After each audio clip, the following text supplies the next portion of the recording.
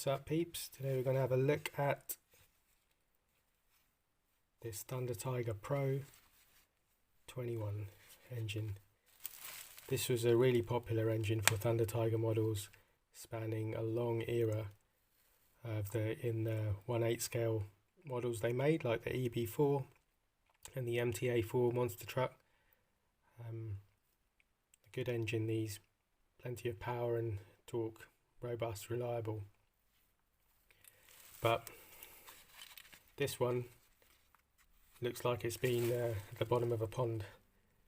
Look at all that rust, corrosion, and if you're restoring your model or getting it out the shed for a long time, even a damp shed, this could well be what you're looking at. Aluminium hates it. That white stuff, that's all aluminium corrosion in the block. And we've got the more commonly understood standard oxidization on the steel shafts. So you can see the difference in the metals there. The steel shaft has this type of browny rust color. That's brass, relatively unaffected in the environment. Same with the needle valve. You can see the brass there is relatively unaffected, but all the aluminium has suffered this pitting and powdering, and it literally powderizes on the surface and falls away. If left long enough, it would actually disintegrate. And this probably hasn't been submerged in water, it's just in a damp environment, and you can see how bad it gets. Head itself, the anodized aluminium head, that's survived pretty well. Almost no signs of any degradation there, which leads me to build a picture that this wasn't actually left in a really bad state. It was just in a damp place, and that's why you've got almost no issues on the head, but the rest of it has suffered. As you can imagine, that is stuck tight. Is the carb sliding? Oh, that is actually moving alright.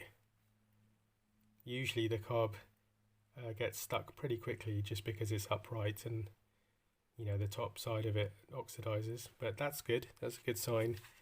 No movement on that shaft. Pull start is actually pulling out, but it's not turning anything. So yeah, let's have a look. Let's see what we can do with this, see if we can bring this back to life.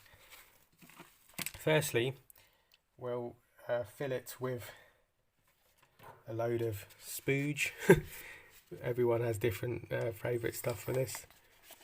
Personally, I do find one of the top brands to be pretty good at this. WD-40, can't argue. And we need to just get as much of that in there as possible. She can see quite well into the cylinder. I don't know if the camera will pick it up.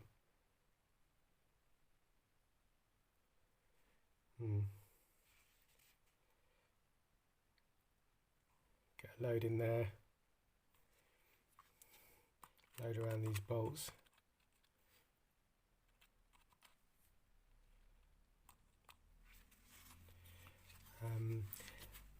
The reason I would do this first on any area that's affected is because given a bit of time does seem to do quite well if you leave this stuff. So this is in the video now, but if you can leave it overnight, do it the night before or a few nights before, really your best bet is to just, while it's on the side and you're not looking at it, just give it a bit of a spray up with one of these penetrating oils, and just work it into any area for the week preceding when you're going to look at it, and you'll find that can save you so much aggro if you can just give yourself that organized space to get it soaked a bit, let that stuff work its way in. Most of the time things will just come quite free from that straight away. So let's try with more mechanical force if we can get a turn on it. And I get some grips on the Now the crankshafts are usually hardened steel, so it's all right to get quite a strong grip on that. It won't actually damage the steel. If you've got the flywheel as well, you've got a bit more leverage, but these types of grips will grind up your flywheel. Not a huge problem, but let's see. Oh, no, nothing.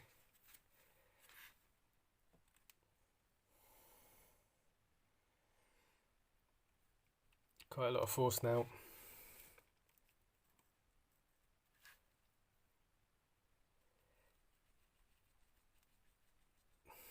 Nothing.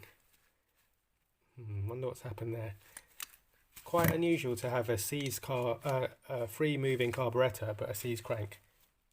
Right, so let's open it up. Let's see what we can see. Usual 2mm Allen key for these rear bolts. These large backplate pull starts are becoming quite thin on the ground now as well. They were very common for this era of model, and yeah, we'll probably have to do a video restoring one of these because you can't get them. They rarely come up second hand, and if you do get an old model, chances are it's broken or unwound or needs winding.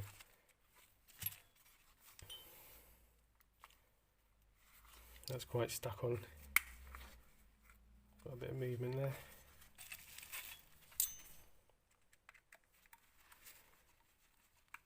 Oh, that's popped out. That's good. Alright, right, that's coming off. Careful it doesn't all spring out at me.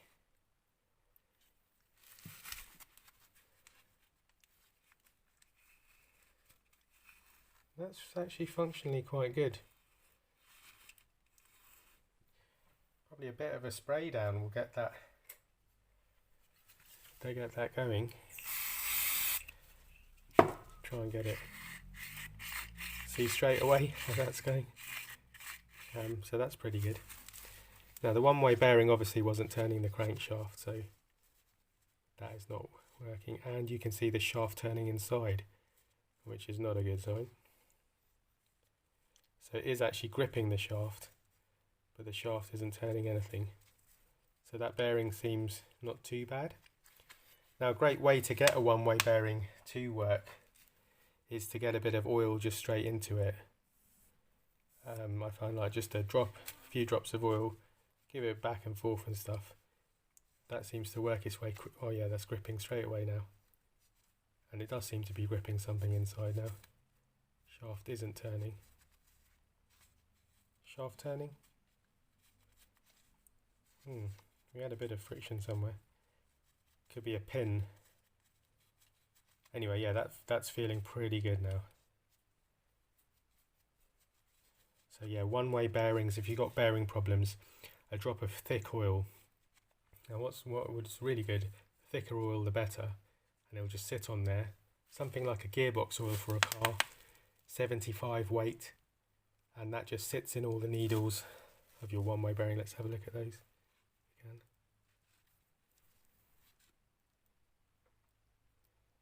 Yep, see those needles in there? Yep. Sits in those needles and they grip up quite well. Like if we hold it here, maybe we can see that piston. No.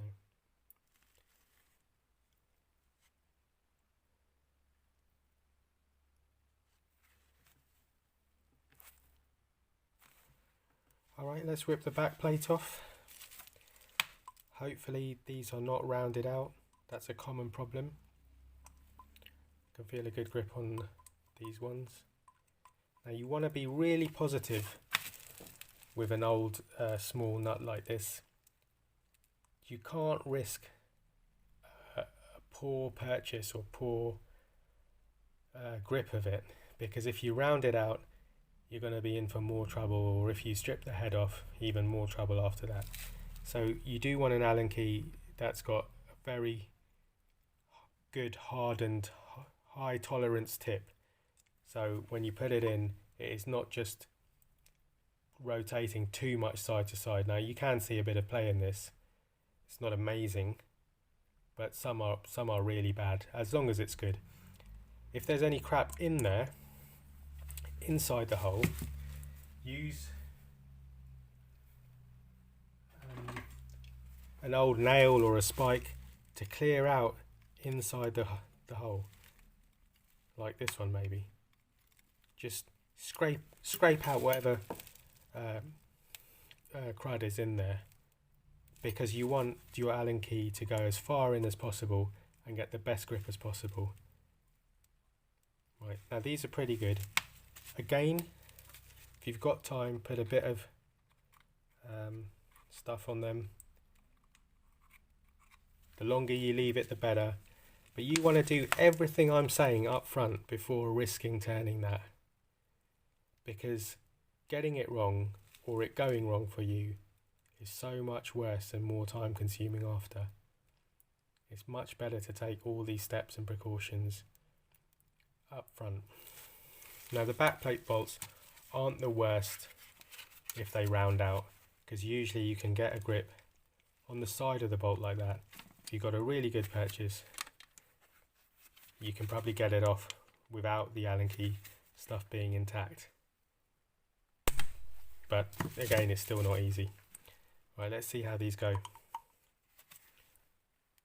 Yep, that's gone. So make sure it's in all the way. Good perpendicular press. Break that. Straight, hard down, perpendicular press. Break that. Yeah, we're good. Let's get these out. Again, this builds the picture that this engine probably isn't in the worst state. I've seen things, because these components seem to be not terrible.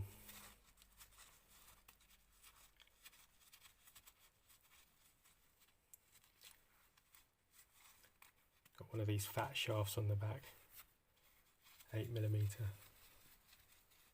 from the old era of pull start. Large back plate, big 8mm shaft.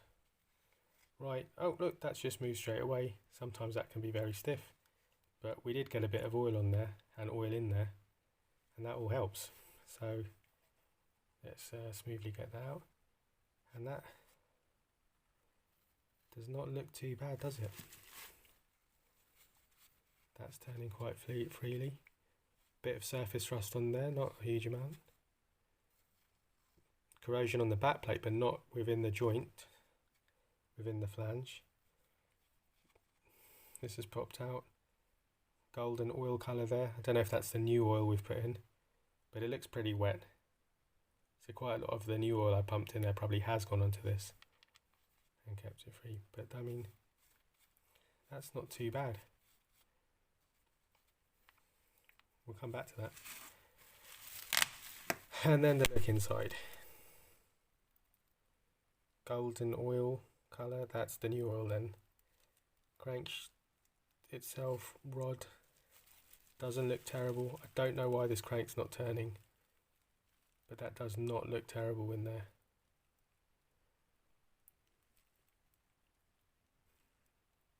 So two things where it can be seized, either in the cylinder, the piston could be seized in the cylinder, or the crankshaft bearings themselves have rusted. But if you might not be able to see from the camera so well, but they don't look terrible in there. That inside there does not look terrible. At this point, I'd imagine this engine was salvageable. So what can we try next to get that shaft moving? We can put a load more oil on it. We can spray it.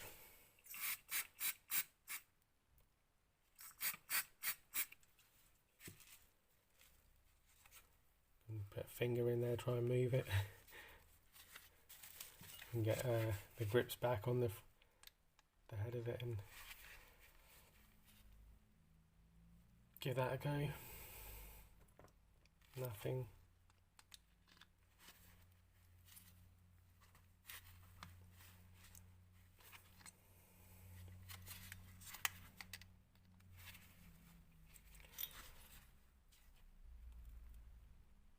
What's that? Is it moving? Moving, isn't it? So what you want to do, that oil has probably got into a good place along with the spray. You don't want to force it round and gouge out any of the soft aluminium with the steel. So if you felt that movement, I'd say give it a good spray and oil down, so that there's plenty of oil everywhere in the piston, in the cylinder, so that we don't get a gouging effect as we turn it over, right? And then gently back and forth. You can feel if it's really grinding. This is relatively smooth. Now the back and forth allows the oil you sprayed in there to work its way around. Just don't rush it, just give yourself 30 seconds. Keep it moving, and I can feel how much better that's going. It's getting softer and easier every time. Just back and forth, a bit further each time. Let that oil work its way around, and look, that is almost totally smooth, and it's definitely going to go around now. And you can hear that.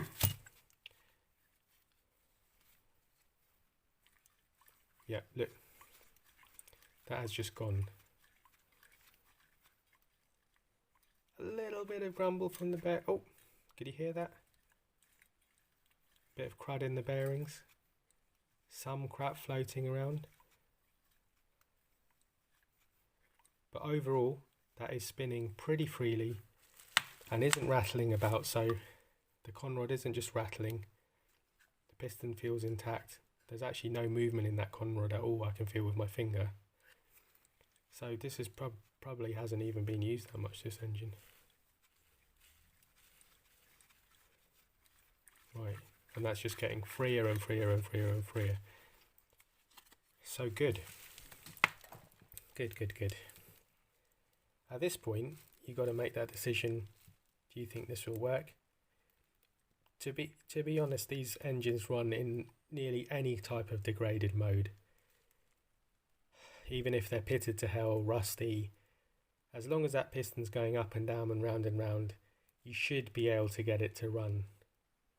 It might not drive great, might not work for that long as it gets hot and just loses all compression with heat expansion, but from a restoration perspective, where you're not really looking to get full performance out of it, you can get an engine in much worse condition than this going. But I'd say this is average of what you're going to pull out of your shed. Looking at that sort of seizure level, that amount of force, that amount of oil in this amount of time to get that running. And with a plug in this that's working, this will probably just run as it is.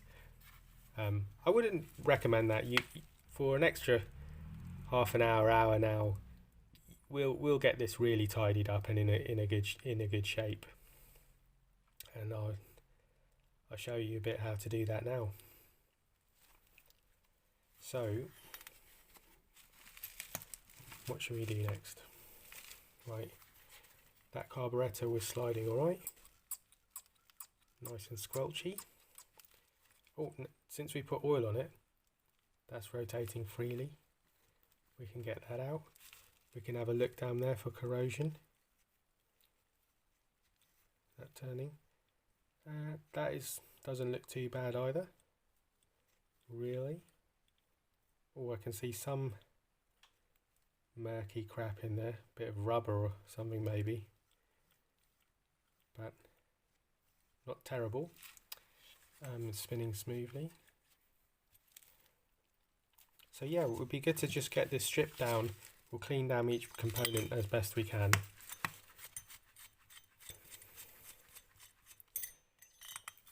Again, check you've got a good purchase on these head bolts. This one was really loose.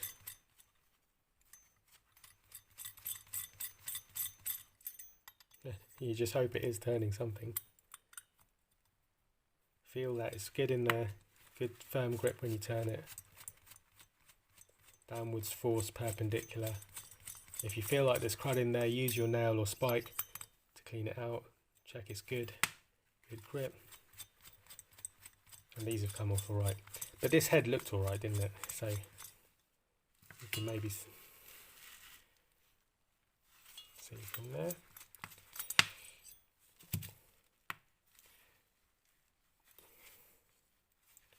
Oh, it seems to be a bit tight. Oh, that's because there's 6 bolts.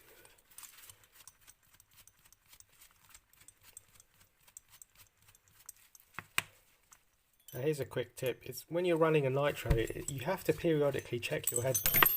I would say before every ride. I mean, I've gone through many a learning process thinking my engine's knackered or got no compression, only to find out days later or weeks later when I address it that just the head bolts were loose. So I put that on a every ride check now. Just check they are tightened down. They're very prone to, I mean, with all that vibration and pressure and heat, to work their way out. Then you get all sorts of bad running problems associated with loss of compression, etc. Now don't over tighten them. They don't need to be over tightened where you can risk stripping one, but just firmly down. Alright, let's get this off. Looks good. Piston. Some sort of crap in there. Looks like corrosion or something. It looks soft, not hard bits of metal. Otherwise that is smooth. Cylinder wall looks pretty smooth and golden. That is really not that bad.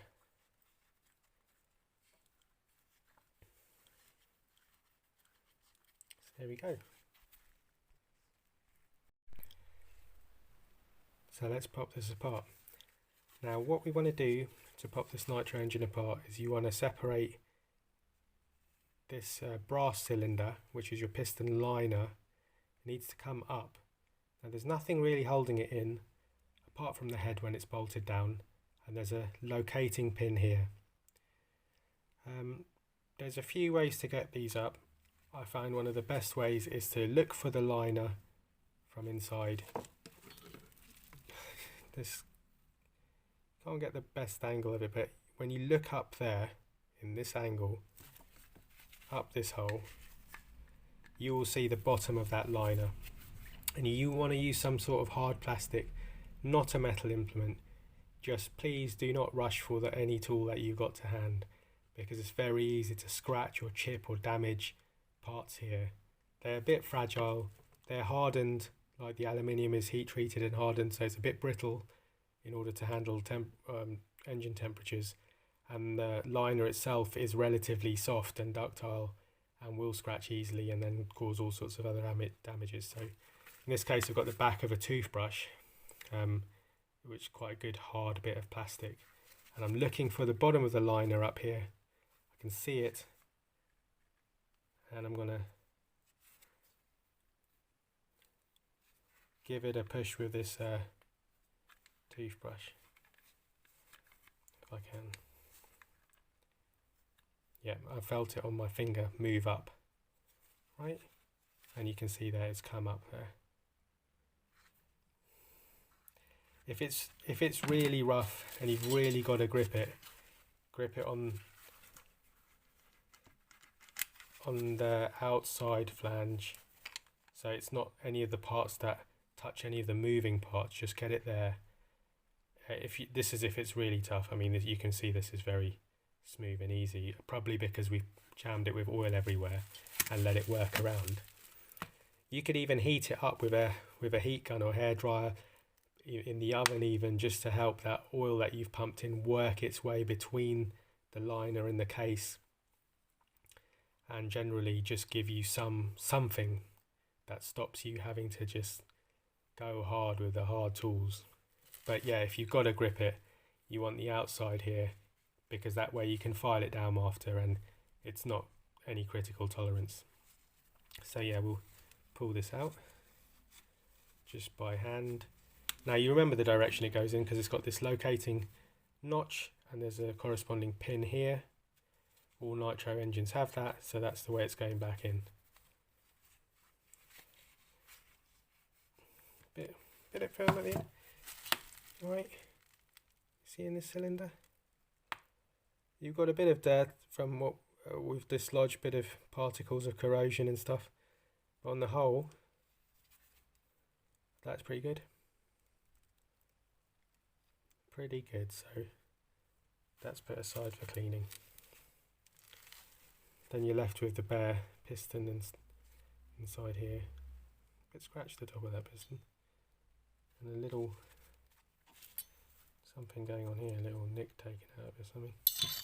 Doesn't look catastrophic. Right, once that piston's loose, you will get movement on the conrod, and you can tip it back towards me. It's off there now, off the crank pin. And be careful, you don't want to scratch or force. You shouldn't really use a hard thing, but I knew that was soft. And then you can just tip it out of the way.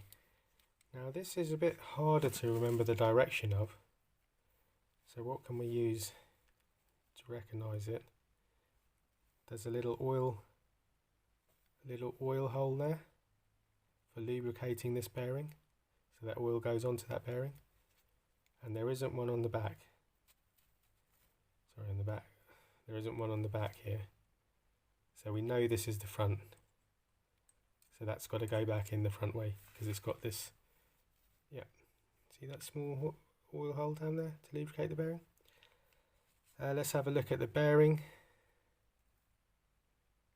Looks okay. You can see the other end of that hole isn't blocked. That's a good thing to unblock if it's a bit in worse condition, because then it's obviously stopping oil going to that bearing, but that looks good. And overall, check for play. We also have the notch on the front of the piston here, so that we know that's the front. It's just not on the back of the skirt of the piston. And I'm twisting it, checking for play. You got a little bit of movement. As I said, these engines run, you know, in really degraded ways, but when they're newish, they don't have any play in them. They are good and at good tolerances, and this is pretty good. Right, crank. So we want to then push the crank that way. There's nothing holding it now apart from this collar, which we'll see if it slides off or not from pushing, or we can mechanically remove that first. I don't know if we put oil on that, but let's get a bit.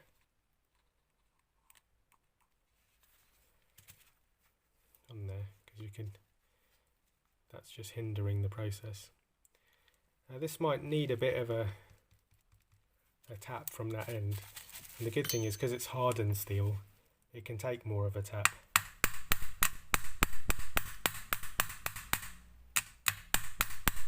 And you don't want to whack it too hard, especially as I'm holding the other end. It's not going to get much movement. You get a good feel for the bearings of it in this state as well. So that didn't move with some gentle tapping. Let's see what extra force is required.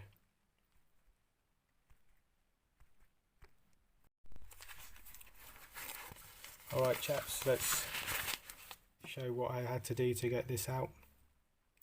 I had to do it away from the table because I needed to get some extra things, but I'll go over how I did it. Now the corrosion itself at this end could stop it sliding back in, so I've given that a brief wire brush off to take off any of the harder top bits to stop it pushing back.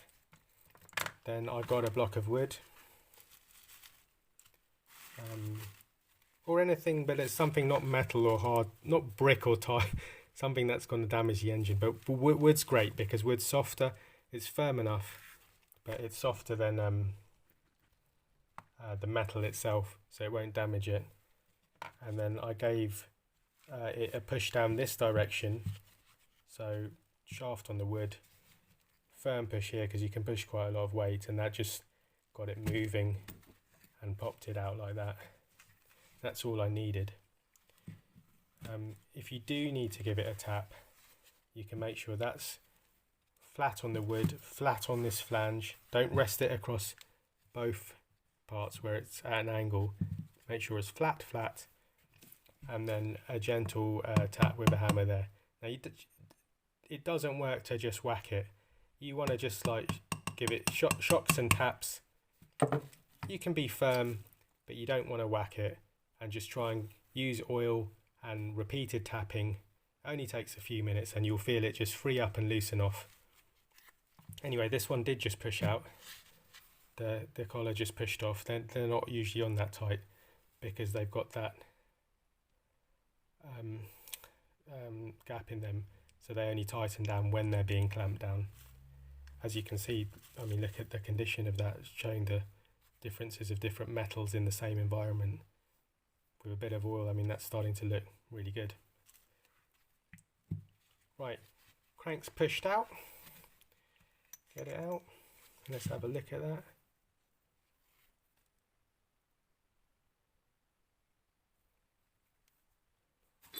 We do have quite a lot of signs of pitting from corrosion, but nothing crazy. I mean, sometimes these cranks were looking like that from the factory just because of how long the model had been in the box.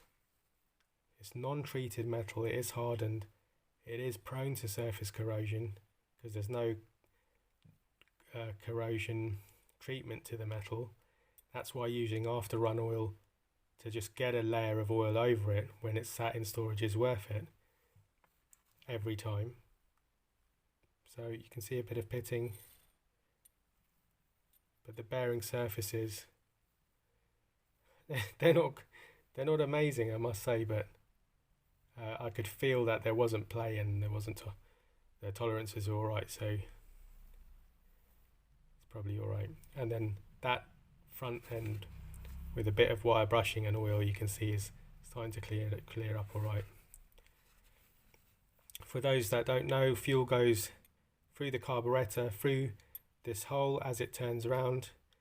That's when the fuel gets sucked in, comes out of this end of the crank, underneath the pistons, and up into the cylinder where it gets compressed.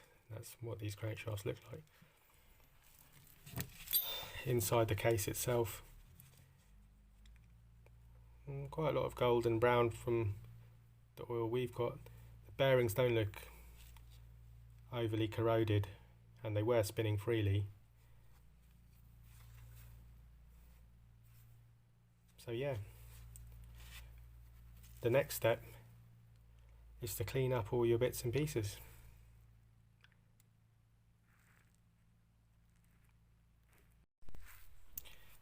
Alright guys, now we're going to look at the carburetor. Saw that this was sliding and squelching nicely. It's a nice squelching sound. I'll set aside a separate area for this with a tissue because there's a lot of small pieces. So first let's get out the main needle.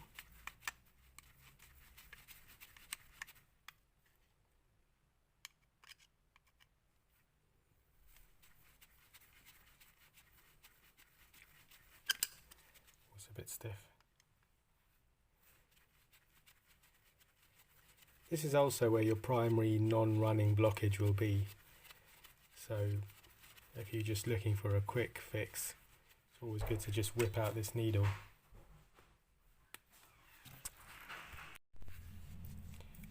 This just needs some persuading,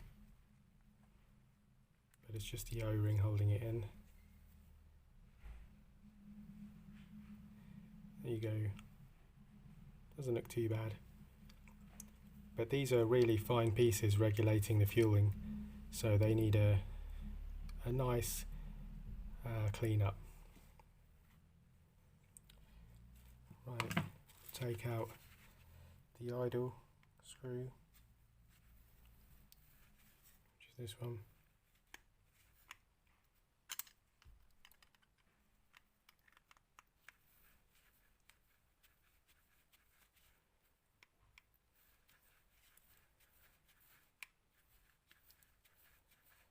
Oh, it's quite a long one, this.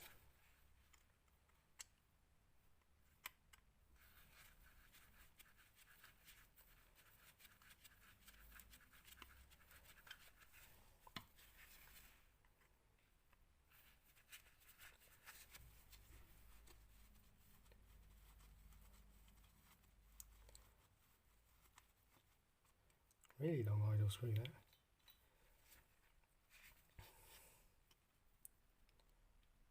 That allows the slide to come all the way out.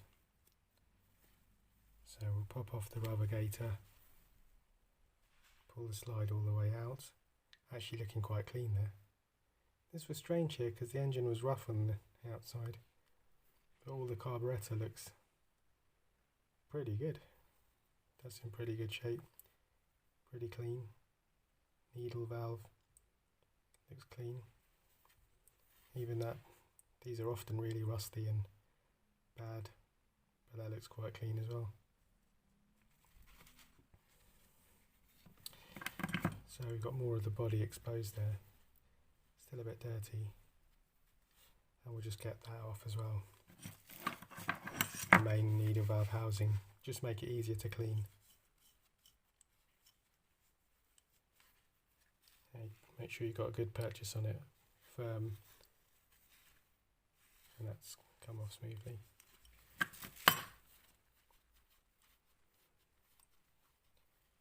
probably an O-ring here, compression washer there and there, just for that seal. Make sure you don't lose those. And you can see right down in the body. So this lump of metal we can get cleaned up nicely, and we'll take more care cleaning those finer pieces up after. So I'm putting them to one side.